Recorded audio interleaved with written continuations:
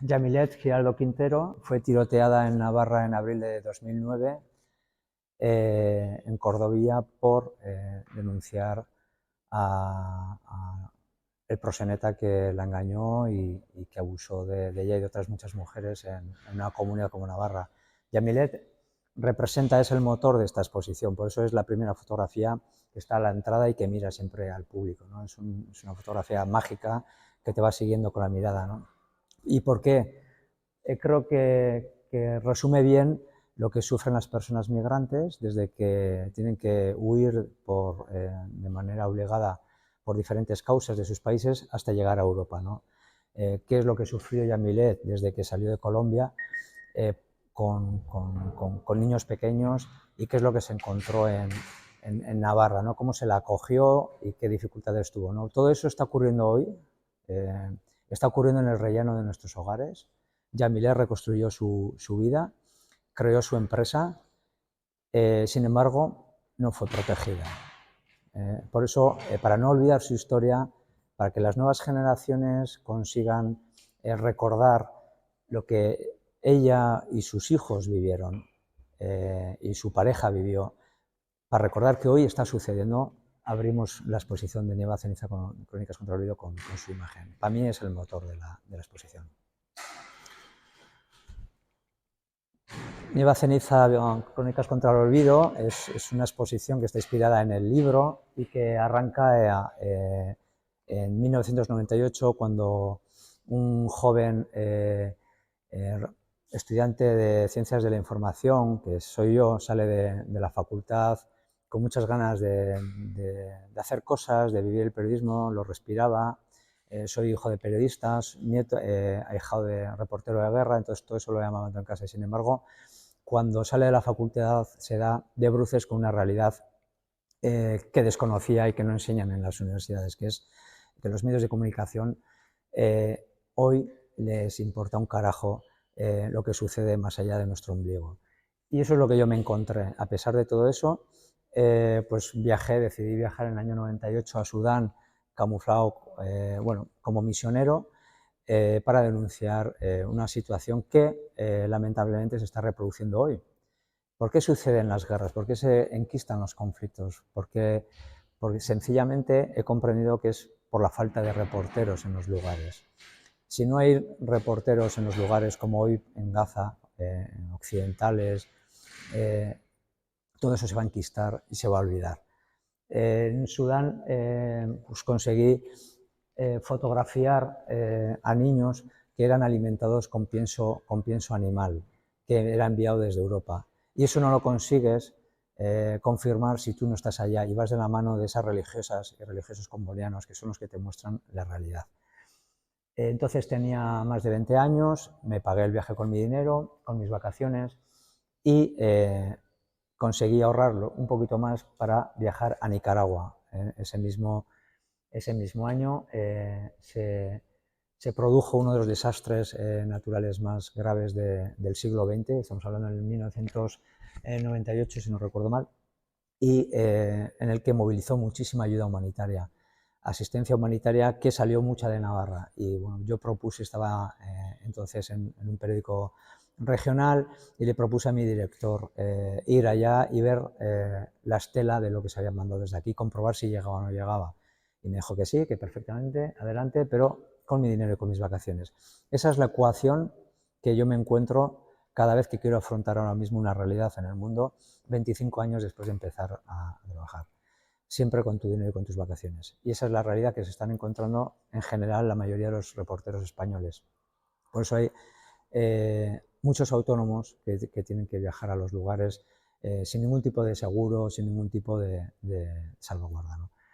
Bueno, este viaje al corazón del ser humano en situación límite me llevó a una prisión a cielo abierto en el desierto del Sáhara, donde yo fui en aquella ocasión con una expedición de oftalmólogos y de manera casual encontramos que había una prisión con prisioneros, bueno, una prisión, un lugar en el desierto del Sáhara donde los saharauis protegían a unos 70 o 80 prisioneros marroquíes porque sencillamente su rey, entonces Mohamed VI me parece que era, no los quería de vuelta porque reconocía que no había una guerra entre Marruecos y el Sáhara.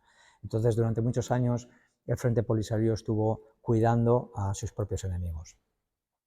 Gracias a ese viaje, en el que yo iba con mi padre, recibimos unas cartas que los prisioneros nos dieron y nosotros enviamos a sus familias. Sus familias nos llamaron a casa una vez que las recibieron, emocionar las mujeres porque pensaban que sus maridos estaban muertos. Un tema que a mí me impacta mucho es que hoy, en pleno siglo XXI, todavía existan apátridas en este planeta, ¿no? Estamos hablando de ACNUR, denunciaba no hace mucho que hay cerca de 15 millones de personas que no tienen derecho a una nacionalidad, es decir, a una vinculación jurídica con un Estado que le garantice unos derechos básicos, ¿no? Eso es lo que no me encontré en su día, en 2015, en Navarra, y a través de los ojos de esta mujer de Galia, una saharaui que guardaba su carnet de identidad español como un tesoro, pensando que cuando viniese hasta Navarra se lo iban a poder renovar y va a poder ser de nuevo española. Lo que ocurrió es que el silencio administrativo la devolvió a los campamentos de refugiados saharauis un año después. Esta exposición y el libro para mí en definitiva, es un grito periodístico para poder dejar claro que la información local e internacional están estrechamente vinculadas, ¿no? Estas historias intentan remarcar principalmente todo esto, ¿no?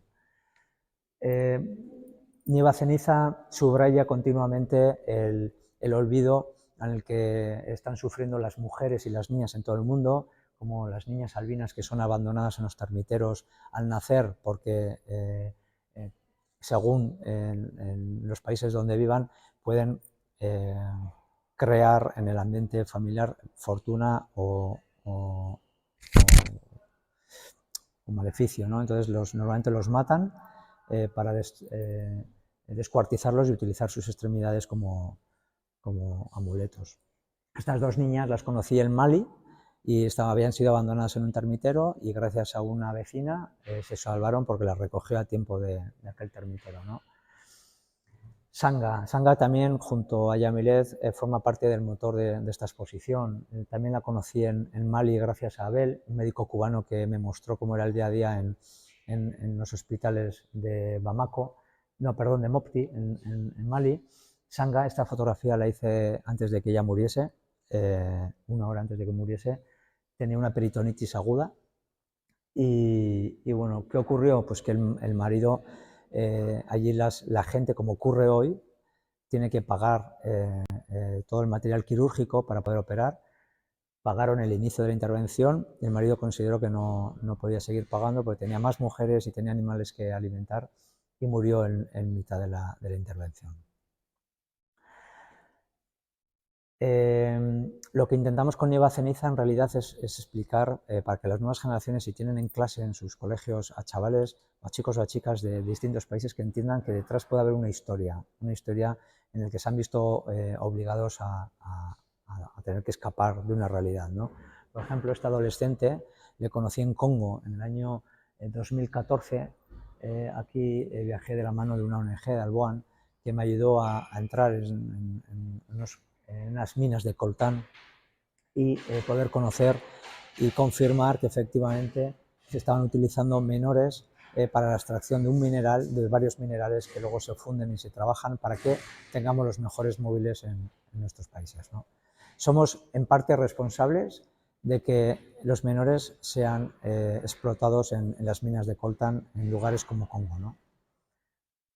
La exposición continúa hablando de la realidad de las mujeres, como desde que son niñas o adolescentes las casan con gente que no conocen, si tienen suerte solamente tendrán 20 años más y cómo abusan de ella, ¿no? Todo esto sigue sucediendo a los ojos de una comunidad internacional que sigue mirando hacia otro lado, ¿no? La conexión entre Navarra y el resto del mundo es clara. Aquí nos encontramos con historias de gente que ha tenido que huir por circunstancias extremas, ¿no? Hace unos años conocí en Burguete que hay enterrado en una estela de esta de madera con un epitafio que dice: estás con nosotros, Reed, la creemos que puede ser la primera persona subsahariana que ha fallecido en Navarra, que vino en el año 74 y que murió cuando intentaba cruzar a Francia. Está en Navarra y detrás hay una historia de superación que contamos en Nieva Ceniza, Crónicas contra el Olvido, ¿no? Que cuento. Bueno, ahora que está el fenómeno de la migración que ha abierto la legislatura, creo que es un buen momento para recordar que los menores, cuando huyen de sus hogares, lo hacen como hizo en su día Moja, para poder alimentar a su familia. Moja llegó a Navarra cuando era un menor de edad, aquí se confió en él, se apostó por él, se le ayudó y ahora mismo es responsable de un taller mecánico en Cataluña, ¿no? Él llegó en patera, despidiendo de su madre entre lágrimas. Moja nos suele ayudar en los colegios, contar su historia, contando la historia de un menor, cuando él fue un menor no acompañado, de esa historia de supervivencia hasta llegar aquí y cómo ha ido evolucionando hasta ser ahora mismo un responsable en su negocio, ¿no? Hay muchos ejemplos, como Moja. También en Navarra yo he conocido a campeones de taekwondo, que son ahora ayudantes de jefe de cocina en hoteles. O sea, tenemos muchos ejemplos. Bueno, Ibrahima huyó en 2002 con una mochila y 20 euros, es el mayor de 9 hermanos y 2 años después llegó a Europa tras atravesar toda África y cruzar la valla de Ceuta abriéndose las manos y las muñecas y casi desangrándose, ¿no? Me contaba su historia en Navarra, ¿no? en un pueblo de Navarra, y él sigue aquí, ha conseguido normalizar su vida, ¿no? Bueno, estas dos fotos juntas lo que intentamos es enmarcar el muro de entrada a Europa y el muro de entrada a Estados Unidos, ¿no? Aquí tenemos a Ibrahima y aquí tenemos a Alexander, de 3 años, con barras de hierro y acero, de un niño que no entiende muy bien por qué existe. Su madre, unos metros por detrás, hondureña y embarazada de 5 meses, me contaba que bueno, tuvo que huir de Honduras porque la violaron con 13 años y que no quería una vida así para sus hijos. Este viaje a la situación límite del ser humano, al corazón del ser humano en situación límite, viaja también a la India, ¿no? Estos viajes no son todos viajes profesionales, también hay viajes turísticos que he hecho con mi pareja, con Marta, en el que me he encontrado, por ejemplo, en la India con los que se les llaman los Dalits. La India hay una sociedad fundada en castas donde hay los parias de los parias, los más pobres, la conforman los Dalits o los intocables. Salim, es un hombre que conocimos en Calcuta y que se encarga, su única posibilidad de conseguir ingresos es limpiando los sumideros, los excrementos, con sus propias manos, ¿no? Esta es la realidad de un planeta en el que en realidad no intentamos lanzar un mensaje pesimista, sino todo lo contrario, sino optimista, la voluntad de vivir en estas condiciones, ¿no? Y siempre lanzo el mismo mensaje, que es: me he encontrado a mucha más gente buena que mala. O sea, que la gente mala hace mucho más ruido, ¿no? Bueno, este viaje de Nieva Ceniza se ha desplazado con la caravana migrante a lo largo de México, tras salir de Honduras o de Salvador.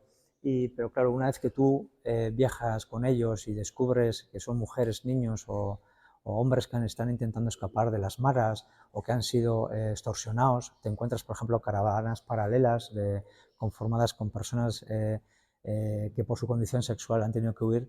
Intentas buscar el origen de por qué, ¿no? Entonces, una vez que yo viajé con la caravana migrante, lo que hice fue ir al año siguiente, viajar a los orígenes, que fueron Honduras, Colombia.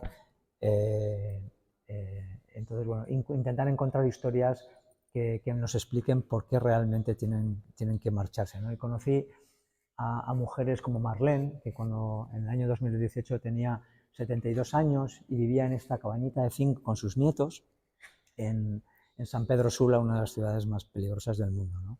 O me encontré en Colombia con este laboratorio humano. Entonces comprendí realmente por qué Yamile tuvo que marcharse de su casa, ¿no? Un laboratorio humano en el que, en plena guerra, mezclaban a ex paramilitares, ex guerrilleros y ex víctimas, los unieron en las mismas aldeas, en la misma aldea, para ver si había reconciliación. Bueno, siendo un chaval, pues no eres del todo consciente de los riesgos, ¿no? Y eso es un poco lo que me ocurrió en Gaza en el año 99, que me quedé encerrado con $40 y la cámara, cuando en realidad era una época en la que había muchos atentados suicidas en Israel, que eran en un principio inspirados por Hamás y ejecutados por Hamás, y bueno, pues yo quería conocer cómo era la otra cara de los palestinos, ¿no? Teníamos entonces una imagen de palestinos y atentados suicidas, ¿no? Yo quería conocer la Palestina de los pescadores, la Gaza de los pescadores, de los niños, de las niñas, de los mercados, y por eso entré en Gaza para quedarme 24 horas como mucho, pero me quedé encerrado 48. Bueno, nos cerraron las fronteras, me cerraron las fronteras y no pude salir. Y ahí descubrí pues una Gaza de pescadores, una Gaza de generosidad, en la que con $40 me mantuvieron durmiendo en un hotel, me dieron comida, fruta, etc. Me ayudaron a sobrevivir y fue durante esas horas cuando me llevaron de la mano a entrevistar a Yassin, el líder de Hamás, y ahí es donde yo le pude hacer una serie de preguntas, asustado, por supuesto, y bloqueado, porque no sabes qué preguntar en ese momento, pero sí, la última pregunta que le hice, recuerdo, fue si permitiría que sus hijos se inmolasen, ¿no? Y él me respondió que sus hijos serían los siguientes. Bueno, no sé si han sido, o lo que sí sé es que 3 años después de conocerle lo mataron con un misil dirigido desde Israel hasta su casa, es decir, hay posibilidades de hacer atentados selectivos si quisieran, pero y para matarle a Yassin pues lo hicieron, ¿no? Fue en 2002 cuando, curiosamente, pues yo sufrí un atentado suicida de Hamás en el centro de Jerusalén, ¿no? Por suerte no sufrí ninguna herida, porque me pilló en la otra acera y pude entrar por curiosidad a una tienda, y eso es lo que me salvó, ¿no? Bueno, hasta aquí un poco tocando distintos perfiles, distintas historias, pero realmente lo que a mí marca, hay un antes y después en mi vida tras conocer a estos dos niños. Esto fue en 2017, en Líbano. Líbano es un país que especialmente está dentro en mi corazón. Es un país que no olvido desde hace muchos años, que viajé por primera vez, pero fue en 2017 cuando viajé para conocer cómo era el primer día de clase de los niños y las niñas refugiados sirias después de 6 años de guerra en su país, ¿no? Líbano es un país de acogida, es uno de los países que más, en proporción con su población, el mayor número de refugiados tiene, junto a Irán y Turquía. 1 de cada 4 es un refugiado sirio, y bueno, pues estuve varios días conociendo la situación y di con Adam y Saleh. Adam y Saleh, cuando los conozco, tienen 8 y 5 años, en 2017. Saleh, a mi derecha, se quedó mudo porque fue testigo de la muerte de su hermana tras un bombardeo. Por suerte un coche paró la metralla y a ellos no les impactó, y desde entonces Saleh solo dibujaba coches y se quedó mudo, ¿no? A partir de ahí yo quiero viajar a Siria, ¿no? En 2017 quiero conocer dónde vivían en Guta Adam y Saleh, y también coincide que en esos meses llega a Navarra George Sabé, un marista azul que es premiado con el Premio Solidaridad Navarra, en el Palacio de Navarra, y que bueno, pues transmitió una serie de valores y de palabras que a mí también me impactaron, ¿no? Y por eso de ahí viajo directamente a Siria, ¿no?